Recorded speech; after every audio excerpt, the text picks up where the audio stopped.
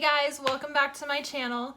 If you're new here, hi, my name is Celeste, and I like to talk about true crime cases, cold cases, things like that. If you are interested in those types of videos, true crime, cold cases, every once in a while I even post videos of like fun things that I like to do, like tie-dyeing shirts or DIYs. If that is something you're interested in, I'd love if you press that subscribe button and make sure you click on the bell, that way you get notified every time I post a new video. I'm not really on a schedule as of right now. I will get that more taken care of, figuring out a schedule and everything. That way you guys know when I am going to be posting a video, because right now it's kind of random and I have a lot going on, but eventually we will get a schedule, you guys, I promise. So for today's video, we are actually going to be talking about a cold case that happened in Michigan between the years 1976 and 1977. We are going to confirm 4 cases that are related to each other. However, there could be more, but they never caught the killer. So this case is known as the Oakland County Child Killer. So this case would officially start with a young boy that went missing by the name of Mark Stebbins. Mark was a likable 12-year-old boy who was in 7th grade. He lived with his mother, Ruth Stebbins, and at the age of 5, his parents actually divorced. So the last time his mother would ever see him was around 12:25 in the afternoon on February 15th of 1976. And this was at the American Legion Hall on 9 Mile and Livernois in Ferdendale. Sorry if I butcher these names, I'm not the best at this, so I do apologize. So from there, Mark ended up walking home, and it was only 3 blocks away. So at around 7:15 at night, Ruth actually called to check on Mark to see how he was doing, but he never answered the phone, so she was getting really worried. She ended up being home a little bit before 9 o'clock at night, where she noticed that Mark was not home. She was really worried and wasn't sure what to do, so she ended up waiting an extra hour to see if Mark would end up showing up. Well, he didn't, so she called the police. It would seem as if Mark actually went missing for about 10 hours, because the last time she saw him was around 12:25. After she called the police were kind of just like, well, there haven't been kidnappings in about 10 years in Ferndale, so... But I don't understand why they would say this, because yeah, there might not have been kidnappings in about 10 years, but that doesn't stop somebody from kidnapping someone all of a sudden. I don't know. That doesn't make sense to me. So the police just assumed that he was probably a runaway or was out with his friends or something, so they just said to wait and see if he comes home. So just 4 days later, on February 19th, just before noon, Mark's body was found. The way they found him, he was curled up in a sleeping position, laying on the floor next to a dumpster. He was in the parking lot near an office building in Oak Park. And where this took place was in between 2 different cities. It turns out he was only dead for probably not even 8 hours. So that entire time he was being looked for, and the night he went missing, he was still alive. At the scene, police noticed bruising and wounds, which indicated Mark had been beaten and tied up. They think he was probably held in a trunk for quite a little while as well. His cause of death is kind of different from different sources, but he was either strangled or he was suffocated, smothered. According to some sources, he had small ligature marks around his neck. So it turned out that Mark was actually molested, and he was cleaned really thoroughly before he was placed by this dumpster. The killer bathed him and washed under his nails so that he wouldn't have any signs of evidence. He washed his clothes, pressed them, and then redressed the boy with his clothes, his shoes, his jacket, and he even put the hood back on his head and zipped his jacket up. And it is suspected that the killer laid him next to the dumpster to make him look like he was sleeping. And from this point on, this is how the killer got the nickname the babysitter. Soon after Mark's funeral, the police ended up finding a pamphlet from Mark's funeral where Mark's body was. They assumed this was left by the killer to taunt them. When they ended up talking to Ruth, Ruth said she didn't recognize anybody at the funeral, and she was so scared because she could have shaken hands with the killer. So this was just the first case that started the rest of them. The next victim would be Jill Robinson. Jill was only 12 years old, and she had this really deep fear of a man shooting her. She doesn't know why she had this fear. It was just something that constantly scared her. Her mother ended up taking her to a child psychologist to help minimize this fear that she had. One night, due to this fear, Jill was just so distraught and was crying, and her mother Carol came in and she said she just hugged her and held her until she finally calmed down. About 3 days before Christmas, on December 22nd, Carol and Jill got in a really bad argument. Carol was making dinner and Jill was really upset. She ended up taking her bike and going to her dad's house. So her mother and father were divorced, and her mother and father lived pretty close to each other, so she wanted to ride her bike to go to her dad's house instead because she didn't want to be at her mom's anymore because of the fight. So as it turns out, this would be the last time her mother would see Jill. The last time she was seen was at 7:30 at the Tiny Tim Hobby Center. So police ended up getting involved. However, just like Mark's case, they didn't think of anything bad happening.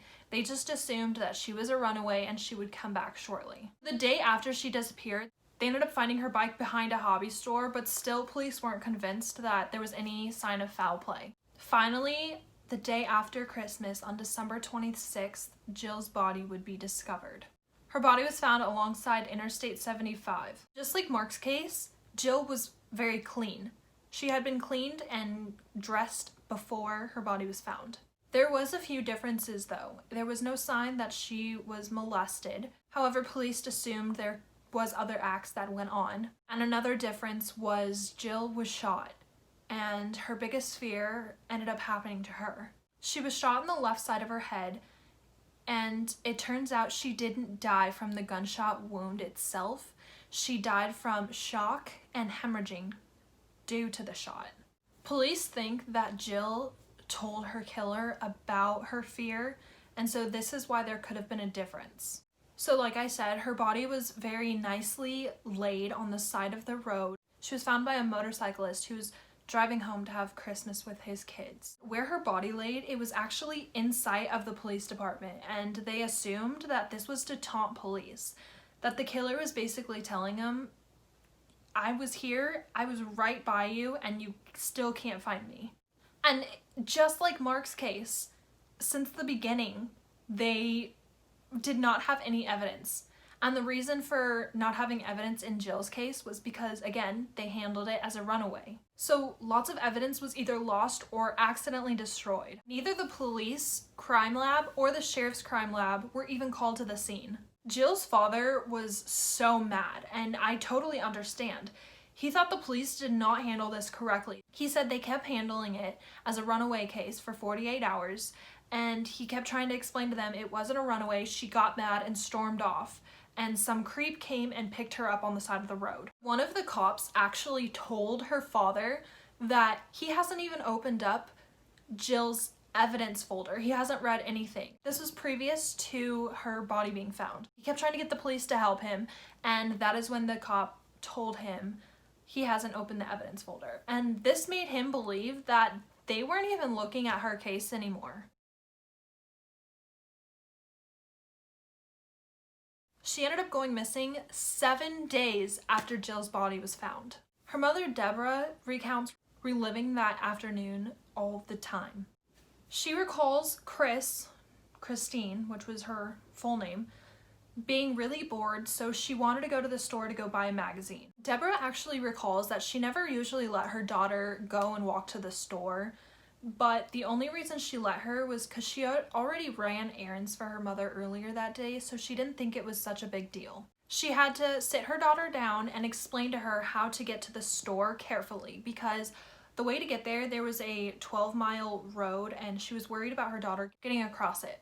She told her how she had to walk to the light, wait for the light, walk across, and try and be as quickly as she could. Well, Christine ended up promising she would be really quickly and she would be back shortly. Well, about a half an hour later, there was still no Christine. This is when Deborah was starting to freak out.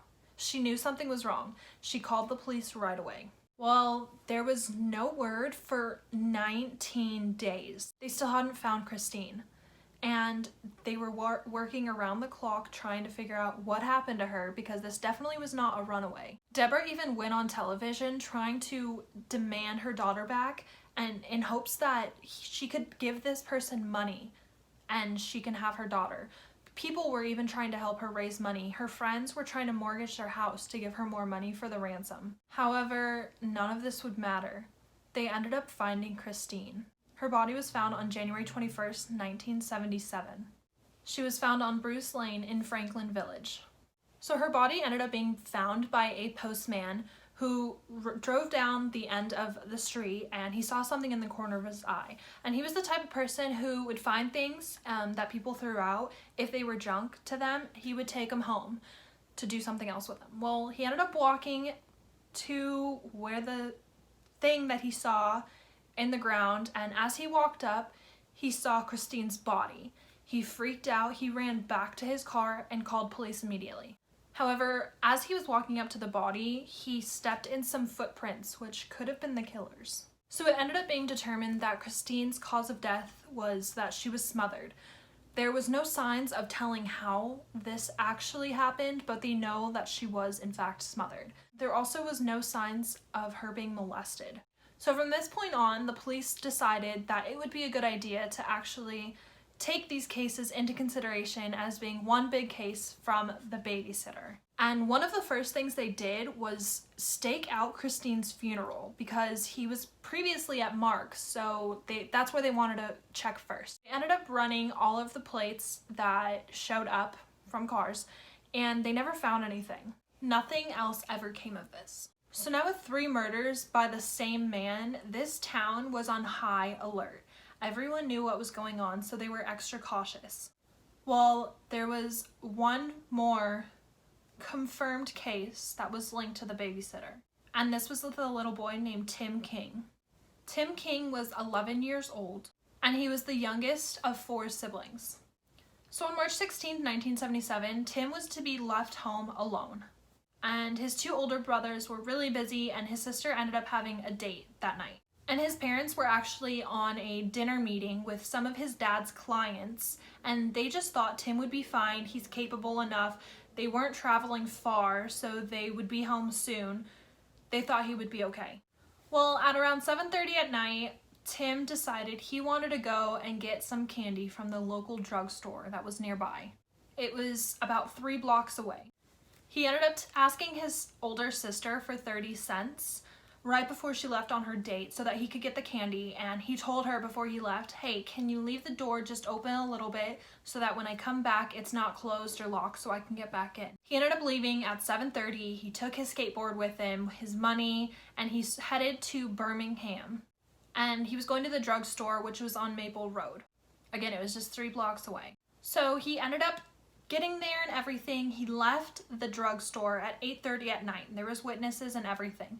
He left out of the rear entrance, which was to the parking lot, and as he came out, there was 2 witnesses who saw him be approached by an older man. This man had long, shaggy brown hair and even had sideburns. And one of the witnesses actually recall him standing next to a blue gremlin with a white stripe on the side.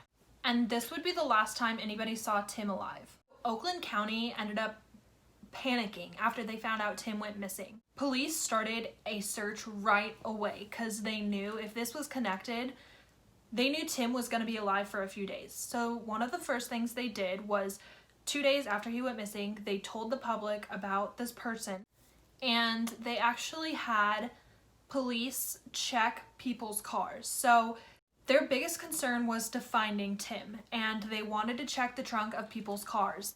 They were sent to check in trunks, and it was said that if they found drugs or firearms, you were not to arrest them, let them go, because their main priority was to bring Tim back alive. Well, Tim nor the abductor was found. So there were multiple other cases that could be connected to the Oakland County Child Killer. However, they were never confirmed. So the only confirmed cases were the 4 that we talked about today. Like I mentioned earlier, this case is still unsolved. They never figured out what happened or who the killer was.